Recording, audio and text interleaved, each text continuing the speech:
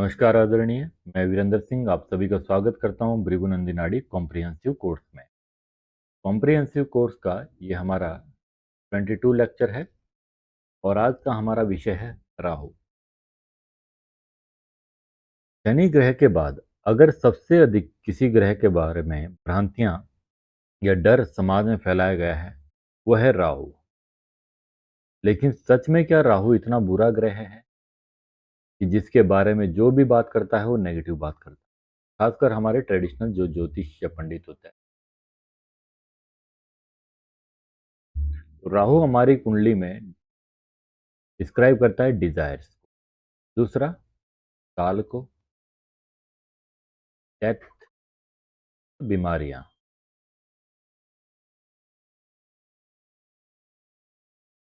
लेकिन और क्या चीजें डिस्क्राइब करता है Rahu in astrology? One of the two lunar nodes often referred as the north node of the north node and south node तो आप जानते होंगे। नॉर्थ नोड का मतलब हो गया राहु, साउथ नोड का मतलब हो गया केतु। इसका मून का, मून हमारा मन है तो हमारे मन का एक सिरा जो है राहु डिजायर्स और केतु उन डिजायर से detachment. It represents our karmic path and areas of life where we are meant to grow and evolve। इस लाइन को आप बड़े विशेष तरीके से और बड़े ध्यान से समझ लीजिए अपने होरोस्कोप को समझने की। It represents our karmic path, that areas of life where we are meant to grow and evolve। वो क्षेत्र जहाँ हमारे को इम्प्रूव करना है अपने इस जीवन काल के अंदर। Raw influence is associated with desires, obsession, and unconventional. It often brings intense and focus and drive towards achieving specific goals, pushing us out of comfort zones and into new uncharted territories. Key aspect of Rahu क्या है? Number A, karmic lesson. Rahu indicate the areas where we encounter significant lesson experience. These are often linked to unresolved karma from past life and are crucial for our personal growth।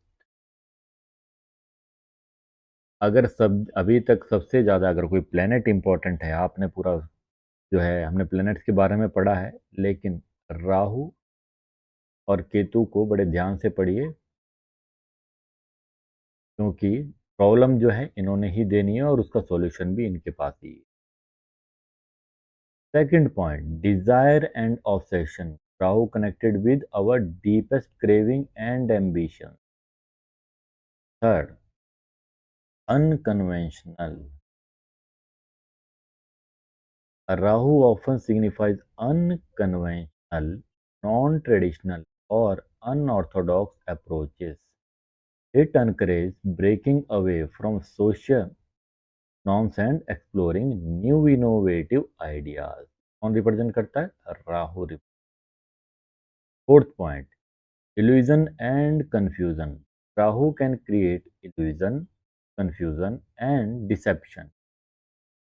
It's important to maintain clarity and avoid getting lost in unrealistic expectation or misleading situations. Fifth point, ambition and drive. Rahu brings strong drive and determination to achieve success. तो राहु से आपने क्या समझा? Unfulfilled Dzire, area of improvement. अब अगर राहु कहाँ पर है? फर्स्ट साइन, मेष साइन के अंदर अगर राहु है तो आपको क्या करना है? Focus on personal initiatives and leadership quality. Rahu in Aries can lead strong desire to independence and taking bold action, but also may create challenges in managing impulsive behavior. अगर मेष राशि पे है तो सेल्फ डेवलपमेंट के ऊपर सबसे अधिक अगर आपको कार्य करना, अपने इम्पल्सिव बिहेवियर के ऊपर आपको कार्य करना।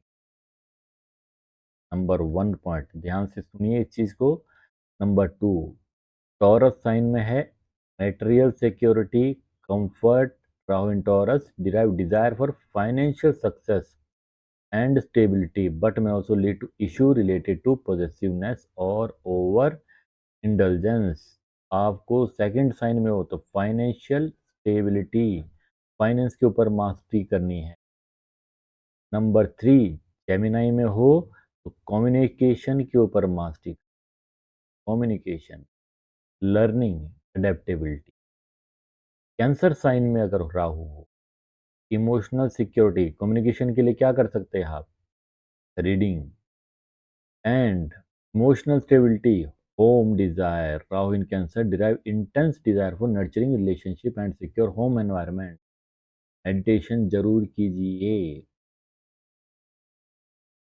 लियो साइन में हो, एक्सप्रेसिव, क्रिएटिव, अपनी क्रिएटिविटी और एक्सप्रेशन के ऊपर ध्यान दीजिए। ये जो एरिया की हम बात कर रहे हैं वो एरिया की बात कर रहे हैं जहाँ राहु है और वहाँ आपको क्या इंप्रूवमेंट। वर्गो साइन में हो तो एनालिटिकल, एनालिसिस के ऊपर कार्य करना है, ओवर एनालिसिस भी नहीं करना है। राहु रिप्रेजेंट ऑल्सो लूप, गोल गोल भी एक जगह नहीं घूमते। इन लिब्रा साइन राहु हो तो रिलेशनशिप,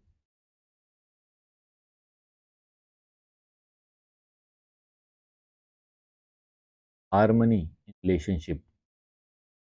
स्कॉर्पियो साइन में हो, transformation, emotional as well as physical transform.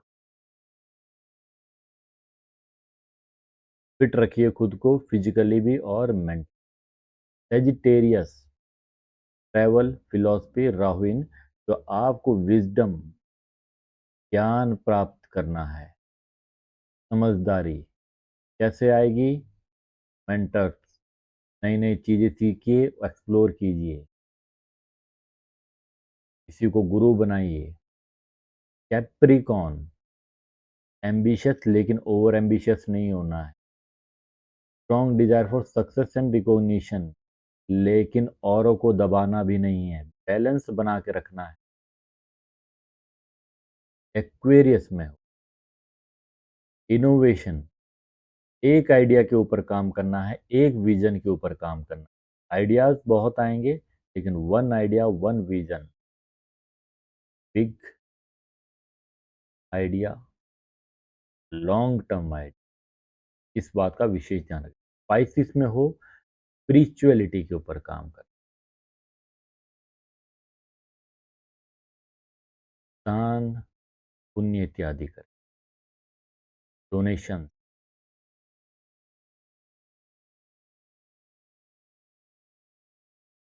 Navigating Rahu influence number 1, stay grounded, be aware of tendency of create illusion and unrealistic, हवा में महल नहीं बनाने हैं। Number 2, pursue growth, practically planning कीजिए और उसके ऊपर एक्शन लीजिए और उसको ट्रैक कीजिए। नहीं तो कुछ लोग क्या करते हैं, प्लानिंग बनाते रह जाते हैं, कुछ लोग एक्शन लेते हैं, अनरियलिस्टिक एक्शन लेते हैं, ट्रैक नहीं करते और इम्प्रूवमेंट नहीं। बैलेंस डिजायर, बैलेंस डिजायर का अर्थ क्या हुआ, ओवरवेलमिंग नहीं होना चाहिए, ओवर क्रेविंग नहीं होना चाहिए। आप जो है अभी अर्निंग कर रहे हो कितना, 1 लाख कंसिडर कर लेते हैं, और सपने देख रहे हो 1 करोड़ की गाड़ी के। 1 करोड़ की गाड़ी लेने के लिए अगर आप सेविंग्स भी करेंगे तो लगभग आपको 10 ईयर्स जो है लग जाएंगे। अनप्रैक्टिकल हुआ, अनरियलिस्टिक। लेकिन अगर आपके पास प्रैक्टिकल कोई फॉर्मूला है कि मैं ये काम करूंगा इससे इतना पैसा कमाऊंगा और उसको अप्लाई करते हैं, then you will be successful. Learning from challenges, challenges से सीखिए, opportunities from the growth and learning, understand the overcoming obstacles can lead significant personal transformation।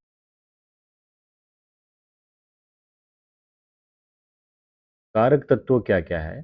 Grand parents, male side, unethical cheating illusion, foreign illusion shadow, big open cheat, main जो health issue है death, danger intestine and अनडायग्नोज्ड। तो ये राहु के कारक तत्व है। राहु मतलब improvement, area of, ये विशेष करके आपने बात के विषय को यहीं समाप्त करते हैं। अगले वीडियो में नए विषय के साथ आपसे फिर मुलाकात होगी। तब तक के लिए सभी आदरणीयों को मेरी ओर से जय श्री राम।